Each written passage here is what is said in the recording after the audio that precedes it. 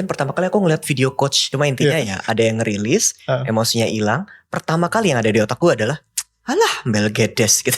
Gue emang gak pernah belajar langsung sama Coach Reo, tapi gue ada sesuatu gitu, wah diajak ribut tuh. Mungkin sekalian ngebahas itu ya dok, kan banyak yang bilang kok agak mirip gitu segala macam. You watching Into the Light podcast. Halo semuanya, sekarang kedatangan satu tamu yang luar biasa spesial yang kita udah kenal banget, yaitu Dr. Jimmy. Hai, halo Coach. Yes. Udah lama banget gak ketemu ya. Terakhir kita ketemu kapan ya? Tahun lalu 2023 bulan Maretan ya kalau gak salah ya. Gue gak ingat, tapi tahun lalu kayaknya. Iya.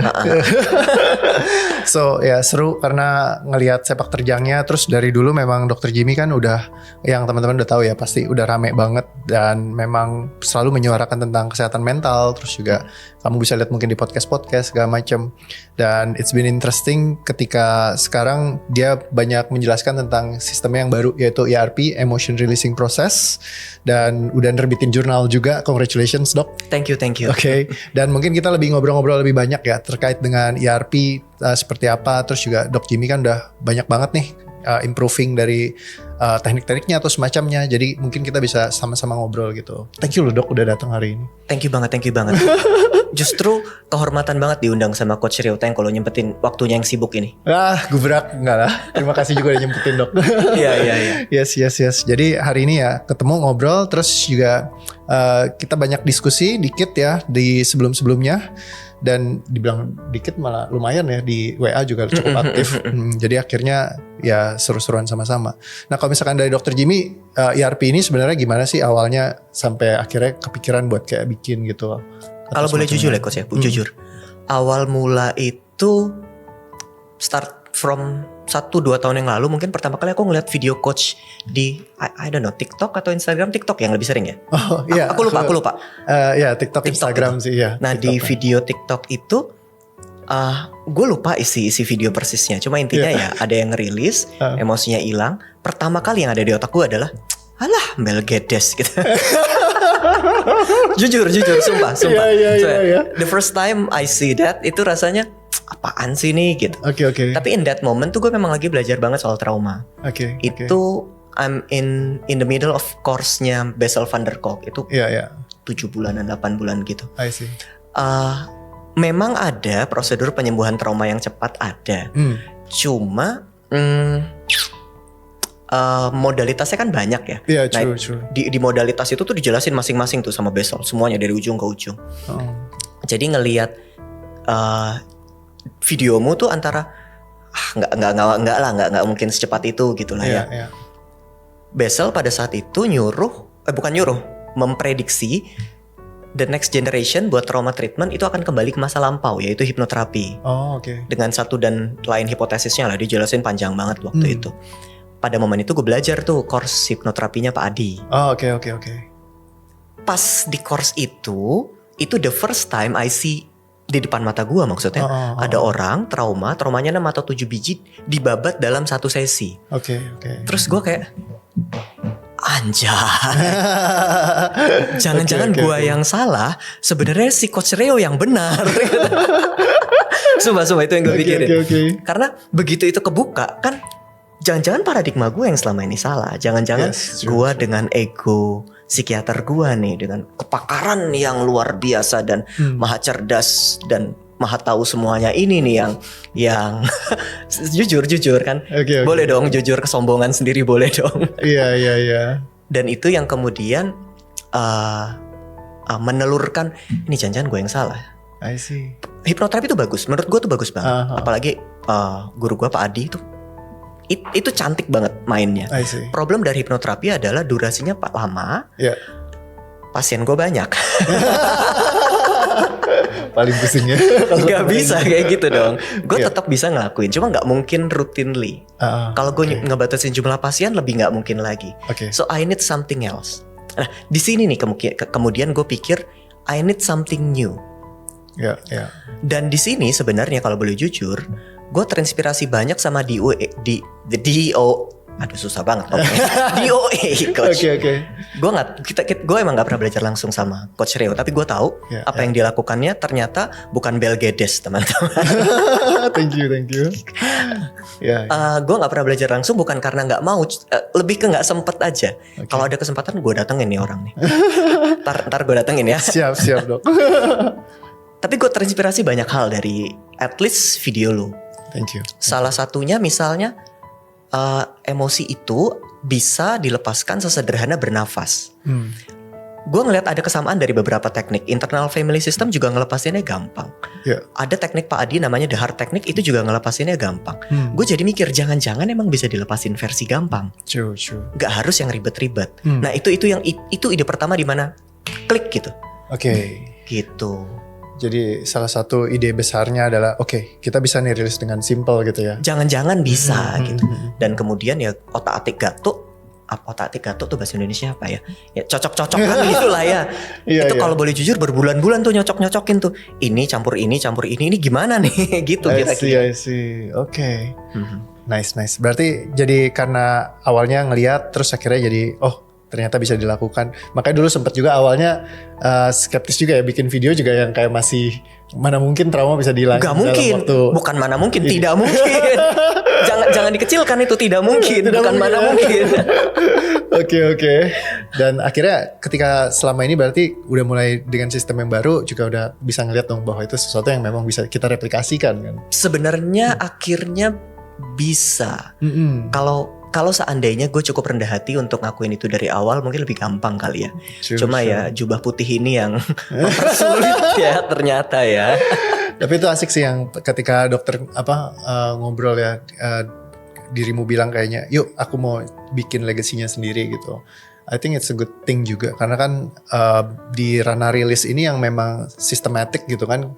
Istilahnya nggak banyak selama ini yang mereka coding gimana sih how to yang kayak bener-bener bisa replikasinya tuh cepet. Terus kayak memang kan kita effectively releasing gitu dalam tempo waktu juga yang cukup sederhana gitu dibandingkan kalau orang harus lama dalam prosesnya segala macam kayak gitu, penanganan yang berulang. Iya. Lebih ke ini dari dulu sih gue ngomong kayak gini. Tujuan hidup gue adalah gue mau mengurangi penderitaan manusia. So bukan sekedar tadinya gue pikir mengurangi penderitaan manusia adalah dengan mendengarkan, memahami, menerima gitu. Which is good. Teman-teman jangan salah paham karena kalau memahami itu seakan salah. Tapi it's not enough buat mengurangi penderitaan manusia. True. Makanya kalau ada yang lain, kenapa enggak? Gitu. Kalau ada yang lebih maksudnya, kenapa enggak? Gitu. So thank you coach udah buka jalan. Karena kalau gue nggak ngeliat video lo itu nggak kepantik lo berarti kan? Thank you banget. Mantap. Ya hopefully bisa lebih asik lagi. Terus juga basically kan Dr. Jimmy juga belajar banyak gitu ya. Structure juga pasti macam-macam. Basically kan aku juga banyak publish di kayak di sosial media kayak di TikTok di mana gitu. Jadi yang ya semua orang bisa belajarin lah gitu. Hopefully nanti Dr. Jimmy juga bisa kan udah kita mulai buka kelas gitu kan jadi lebih banyak yang bisa belajar lagi. Jadi banyak yang bisa rilis juga. Karena kalau enggak nanti ya ketahan terus-terusan progresnya lebih banyak orang yang muncul problem mental sekarang kan dibandingkan mereka yang terbebaskan gitu kan. Iya. Kita main di kecepatan akhirnya. Lebih cepat mana penambahan jumlah orang yang terbeban daripada pengurangan dari beban tersebut kan gitu. Betul. Cepet-cepetan nih jadinya. Yes. So kalau misalkan dari Dr. Jimmy sendiri apa sih kayak pesan-pesannya buat mereka yang mungkin masih lagi mau belajar atau semacamnya kayak gitu. Karena kan banyak yang mereka lagi ngadepin juga keadaan yang sulit gitu. Kalau aku kan dulu memang cukup lama yang ngadepin kayak anxiety, kayak problemku di masa lalu kayak selalu ketakutan, panic attack segala macam kayak gitu. Karena kan banyak di luar sana juga yang masih nyangkut. Mungkin kalau yang Dok Jim juga mau sampaikan. Saya nggak pernah panic attack sih, saya cuma pengen bunuh diri aja dulu. Jadi ini agak dark dan padahal sebenarnya saya niatnya ngelucu loh ya, tapi nggak lucu ya sebenarnya. Iya. Lucu yang nggak lucu sebenarnya. Yes. Saya melihat gerakan yang dibuat oleh Coach Reo salah satunya itu kayak bukan sekedar gerakan tapi jadi gebrakan. So apa ya bahasanya? Ada sesuatu yang ternyata tidak muncul dalam mainstream science yang sebenarnya adalah jawabannya. Menurut saya, bagaimana jika kita bisa bersama-sama berkolaborasi semua untuk menciptakan dunia yang lebih baik sehingga masalah-masalah kesehatan jiwa tuh bisa diselesaikan, bukan sekedar True. Diterima apa atau ya, dilewatin. dilewatin Iya, atau diikhlaskan atau Iya. bukan itu buruk, tapi ada yang lebih baik gitu. Iya. Ada yang lebih jauh daripada itu dan lebih enak. Bisa terbebaskan sih sebenarnya, karena kalau misalkan kesangkut terus kita hidup terus-terusan kan jadi kayak harus maintenance terus kan. Nah itu yang bikin jadi Dan impactnya kan Iya. juga tetap kerasa sekalipun Benar. we can live with it. Kan ada sensasinya yang tetap akan kerasa. true. Dan itu yang gue inget diskusi kita tahun lalu tuh. Iya. Diskusi kita tahun lalu, gue inget banget ceritanya. Tahun lalu gue bilang masalah kesehatan jiwa yang masalah tuh relapse-nya. Ingat gak? Iya. Ingat gak? Iya. Terus Coach Rio bilang nih, ada beberapa, dia cerita sebuah kasus lah, nggak enak kalau gue buka di sini. Ada kasus, terus masalahnya ABCD nih. Nah ABCD ini sebenarnya nggak berulang kalau dilepaskan. Yang berulang misalnya kalau ada kejadian lain. Nah itu tuh nempel di kepala gue tuh coach. Iya. Itu kayak, what if si Mel Gedes ini benar? Itu tuh berulang loh. Gaul. Gimana kalau dia benar, selama ini mainstream science yang salah? Itu menurut gue itu pukulan banget sih. That's menarik. Memang ketika kasus kan ditemukan ya kayak just ongoing case sebenarnya. Jadi kalau ketika kita rilis kan benar-benar kayak traumatic, semua space-nya beres. Ya udah dia nggak memicu lagi sama sekali ketika kita revisit lagi kan. Betul. Nah tapi begitu ada muncul mungkin yang lain, ya simply dia dari core yang berbeda, karena kan begitu kita telusurin yang di situ tetap kosong, Tetap aman. Iya, Dia kayak datang gitu. dari tempat lain. Benar. Jadi Iya, pada akhirnya ya cuman soal waktu kan. Ketika kita beresin semuanya, begitu titiknya udah kena yang memang jadi core emotionnya dia, ya udah gitu. Dan kita nggak bisa predik sebenarnya apakah masih ada bagian-bagian lain yang belum kesentuh pada saat proses itu sebenarnya. Karena kadang-kadang kliennya udah keburu tenang duluan, Iya, kan nggak tahu. euforia duluan gitu kan. Begitu pulang baru aduh dok. Iya itu terjadi, itu Iya, terjadi happens sometimes. gitu. Ya balik lagi kan harus diobservasi, terus kita mesti lihat lagi longitudinalnya bener-bener. Ya udah. Tapi beres itu apa pun belum. sebenarnya sudah sangat baik ketimbang cuma sekedar maintaining. Betul. Karena kalau kita cuma terima atau ngubah makna, biasanya masih secara fisiologis tubuhnya kan masih nyangkut kan. Iya. Masih kerasa sebagai sensasi. Betul. Yes. Jadi begitu ditelusurin lagi, banyak kan yang kayak gitu yang bilangnya aku udah baik nih. Yang kemarin juga dokter sempat bikin konten kan, udah oke dengan yang itu, tapi ternyata masih muncul lagi pulangnya. Ternyata ada lagi di belakangnya. Nah, Iya. Itu kasus gue beneran tuh. Iya. Kayaknya udah beres nih, kok bisa balik lagi? Oh ternyata yang di belakangnya. Betul. Dan yang di belakangnya sebenarnya kejadiannya lupa. Kadang tuh kita kayak gitu dan and that's really okay sebenarnya. Iya. Jadi sering banget dia kan stacking gitu. Jadi kayak ketika kita nggak telusurin bener-bener deep, akhirnya jadi nyangkut ya, jadi susah gitu kan buat diberesin. Nanti dia muncul lagi potentially. Makanya harus beresinnya bener-bener sampai bersih banget. Iya. Wah, thank you loh dok. Jadi aku sih seneng ya, maksudnya dengan adanya kayak dokter Jimmy bikin ERP gitu. Terus ya mungkin aku udah coba DOA ini dari 2020. Jujur sih aku ngerasa kayak alone sih dulu. Maksudnya kayak ya gue fight gini sendirian semuanya gitu. Ada dokter Jimmy ini sebenarnya jadi ngebantu juga, maksudnya biar lebih banyak lagi yang aware gitu. Walaupun mungkin secara fundamental garis besar kita ada kesamaan gitu ya, dari mungkin sekalian ngebahas itu ya dok, kan banyak yang bilang kok agak mirip gitu segala macam. Jadi biar bisa kita address juga, karena kan balik lagi yang dokter Jimmy bilang ya banyak jalan menuju Roma kan. Bisa jadi kita ketemunya benar-benar di tengah gitu. Kalau boleh jujur memang ada hal yang gue ambil dari DOA. Itu tadi yang pertama kan. Ya. Jangan-jangan orang ini benar gitu kan. Itu yang paling besar menurut gue. Ya. Dan tentu ada hal-hal lain yang menurut gue membuat gue berpikir pada akhirnya. Kayak Coach Rio kan sering kali bilang, aduh lu ngomongnya apa sih, gue lupa. Pokoknya intinya jangan memaafkan gitu lah. Intinya kan kamu ngomong kayak gitu kan ya. Aku bilang jangan goencana. Iya gitu lah ya pokoknya. Cognitive numbing kan. Ya, it makes me think, karena di apa, pendekatan psikoterapi memang kayak ada dua cabang berat nih di trauma. Yang satu forgive, yang satu don't forgive. Ada yang itu. Nah gue selama ini gue aliran yang satu tuh, yang forgive. Iya. Terus jangan-jangan sih ini benar nih, jangan-jangan Coach Rio benar. Nah itu yang kemudian membuat gue berpikir dan akhirnya membuat ada struktur tersendiri. Nah yang jadi bangunannya ERP salah satunya ide dari sana. Jadi bangunan awal ERP itu sebenarnya teori ego state. Cuma gue nggak berani ngomong ke publik dulu karena kayak gue belum siap, gue nggak ngerasa mateng gitu. Nah gue baru ngerasa mateng tuh baru sekitar awal tahun ini, dan itu gue pakai buat ngajarin terapis dulu. Oke. Lu coba dulu deh ke klien lu, tapi jangan ngomong dari gue. Jadi gue ngomong ke mereka, lu kerjain ke klien lu, jangan coba dari gue, biar nggak ada kayak sugesti effect gitu loh. Betul. Itu juga aku pernah ketika aku lempar ini ke akademisi yang senior, mereka langsung bilang ini karena efek Sugesti. Iya, karena kamu punya karisma tertentu. Ya emang, tapi ya bener dong. Aku sih bilang makasih karena gue ganteng gitu. Emang, tapi kan bukan itu poinnya sebenarnya. Iya, gila. Gue cobain itu kedua terapis dan hasilnya konsisten.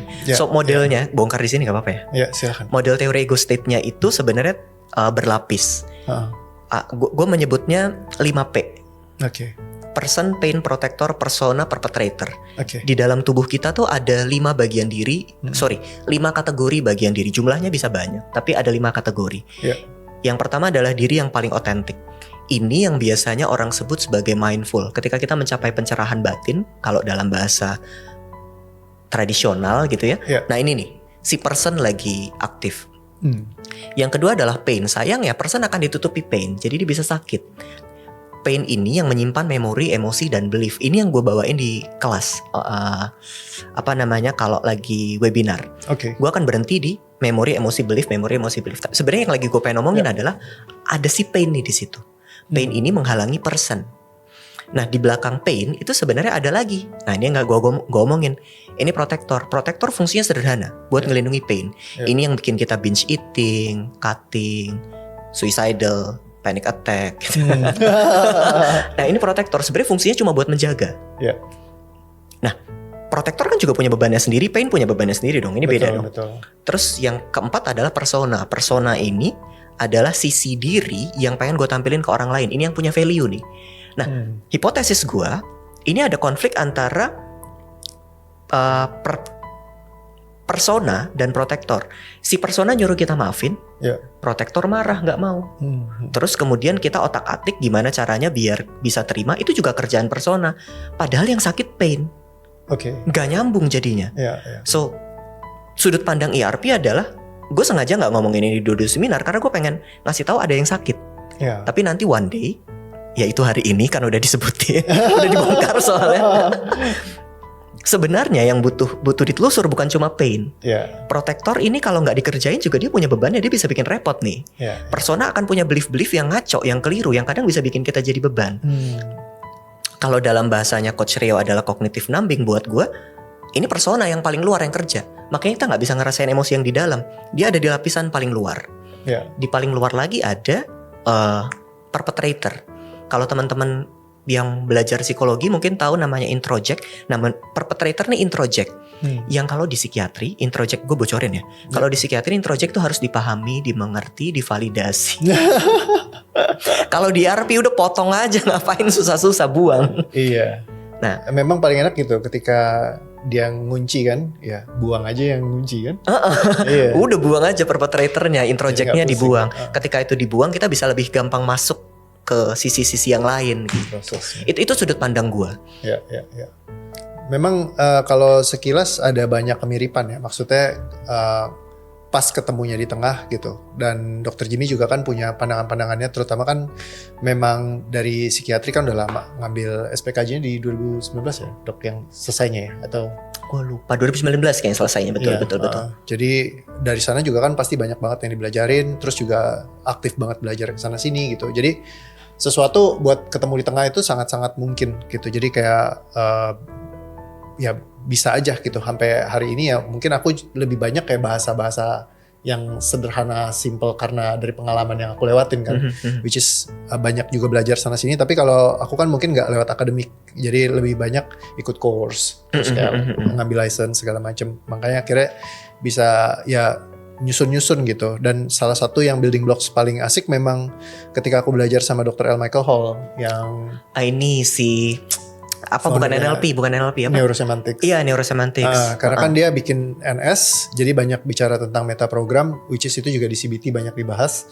Terus juga dari dia bahas tentang meta coaching. Dia kan juga dia bikin satu sistem Programnya. coachingnya sendiri. Jadi aku banyak banget influence dari sana gitu yang which is polanya itu aku ngeliat memang mirip ketika kita mau ngeberesin rilis. Ternyata ada bagian diri kita yang benar-benar belum siap gitu. Ada trauma di balik traumanya yang kunci. Nah itu yang bikin jadi kayak susah buat dia just kayak ngelepaskan gitu aja. Ya which is kalau kita tadi ngobrol ya bahasanya kan kurang lebih mirip-mirip gitu. Tapi ya basically bukan soal miripnya atau gimananya sih. Lebih karena kalau kita mau lihat lebih kacamata besar, intinya adalah trauma itu sesuatu yang benar-benar bisa kita proses, bisa kita beresin, bisa kita rilis. Mungkin itu percakapan hari ini yang aku pengen highlight banget. Jadi teman-teman walaupun misalkan kayak gimana pun rutenya, yang penting ujungnya kita mencapai satu tujuan yang sama. Ini gue gimana ya bahasanya ya? Yeah. Gue sangat ngerasa terhormat ketemu sama Coach Rio karena gue jarang banget ketemu orang nggak pernah, tapi jarang ketemu orang yang jiwanya tuh kolaboratif. Karena gue terlalu lama di bidang ini kan ya. Lebih banyak jiwa kompetitif. I see. So ketika ketemu orang ada sesuatu gitu, diajak ribut tuh. Psikolog psikiater kan ribut banyak ya. Oh gitu ya. Aduh. Jadi ketika ngobrol dan malah dapat dukungan dari Coach Rio itu, gue nggak tahu harus bereaksi apa karena you're really nice. Thank you dok. Gue nggak tahu harus bereaksi apa. Thank you banget. Terima kasih. Aku juga sih lebih ngerasa kayak adanya. Balik lagi tadi, gue cuman sendiri bro. Ada yang masuk lagi tuh ya happy gitu. Maksudnya kayak please nanti mungkin ya cita-citaku kan lebih banyak lagi orang yang ngerti ini gitu. Karena capek nyorain sendiri terus kayak banyak sih orang lain yang kayak ikutkan belajar gitu. Cuma kan aku masih sendirian ya maksudnya buat ini. Ada memang beberapa fasilitator yang belajar sama aku gitu. Dan mereka juga udah lakukan. Cuman maksudnya scale-nya kamu kan juga cukup baik lah. Maksudnya mungkin ya kalau aku lihat selama ini ya bagus lah semua secara sosial media apa segala macam, juga orang memandang kamu juga baik dan juga apa yang kamu sharingkan juga baik gitu. Jadi ya kalau misalkan kita bisa sama-sama, istilahnya balik lagi musuh besarnya tuh bukannya kita saling bersaing yang kamu pernah bilang. Kadang-kadang yang nyebelin bukan apa ya, bukannya traumanya nih orang, tapi ini orang tua yang ngasih trauma terus misalnya kan. Iya benar-benar. Jadi kalau ngelihat lagi ya memang musuh besar kita ya bukannya ya kita saling ibaratnya ngeberesin masalah yang sama, trauma inilah yang kita pengen selesaikan supaya dunia lebih bahagia kan. Iya. Terserah jalurnya apa, pokoknya dunia lebih bahagia. Jadi teman-teman belajar aja di OA, that's really good, sumpah. Ya, thank you. Walaupun gue belum pernah, tapi gue akan belajar, percaya deh. Tinggal nunggu waktunya sebenarnya. Dan doaku ya dari Dr. Jimmy ada juga IRP bisa lebih maju lagi dan juga bisa bantu lebih banyak orang. Thank you banget dok. Ya hopefully nanti suatu saat kita bisa, ya mungkin dari sini kita akan lebih banyak diskusi lah. Tentu. Dan Thank you buat banget. teman-teman juga yang terus ngikutin, terima kasih. Semoga bisa terus kasih supportnya buat kita. Sekarang ada aku, Dr. Jimmy. Mungkin next time ada lagi yang kita undang lagi. Ada lagi. Ayo join. Ya seru-seru. Jadi kita bukan cuman soal apa ya, ngendaliin terus-terusan hidup bersama emosinya, tapi gimana kita benar-benar bisa buang, rilis dan bikin dunia lebih bahagia. Iya. Thank you coach. Yes, ada yang mau disampaikan lagi Dr. Jimmy? Sebelum kita closing mungkin. Nggak ada. Thank you buat kesempatannya. Thank you buat buka jalan dari sini. Kalau gue nggak lihat video Belgedes itu, gue nggak tahu kalau ini bisa dilakukan dengan cepat kan ya. Terima kasih. Dan menurut saya dan profesional kesehatan jiwa kayaknya perlu mengakui dengan rendah hati bahwa mungkin terlalu banyak hal di dunia ini yang kami nggak tahu, yang sains belum sentuh, yang mungkin kita justru belajar dari Coach Rio, dari teman-teman yang lain. So saya akan dengan rendah hati juga akan belajar. Terima kasih Thank you. buat kebesaran hatinya juga Dr. Jimmy. Nggak semua orang mungkin ya kayak di levelnya beliau gitu, yang which is udah SPKJ segala macam gitu. Untuk jujur aku udah datang ke banyak dokter. Maksudnya aku datang juga ke mereka yang memang di perbantuan seperti itu. Cuman banyak dari mereka yang masih tertutup banget gitu untuk melihat sesuatu yang berbeda. Cuman dari Dr. Jimmy ini bisa sekarang dengan IRP segala macam, doaku akan lebih banyak lagi yang terbuka lah hatinya. Jadi kan biar bisa balik lagi tujuannya kita sama-sama pengen bikin dunia kan lebih baik. Iya, nanti kita collab boleh, nanti di OE gue teliti juga. Siap. Mendingan kita barengan lah, lebih seru kayaknya. Lebih gampang kita barengan daripada kita berantem. Iya, betul. Daripada kita berdua berantem saling trauma ya. Bener. Makanya aku juga undang Dr. Jimmy Dr. Jimmy juga open banget gitu. Jadi ya sama-sama semoga kita bisa ya bikin dunia lebih baik lah. Jadi mohon dukungannya teman-teman semua. Mungkin buat Dr. Jimmy juga, buat aku juga, biar kita bisa bikin dunia lebih happy. Thank you Dok Jim. Thank you Coach, thank you teman-teman yang udah nonton. Yes, all the best. Makin happy lagi. Terima kasih. Terima kasih kesempatannya. Oke, thank you semuanya. Thank you. See you Bye-bye. again. Bye-bye.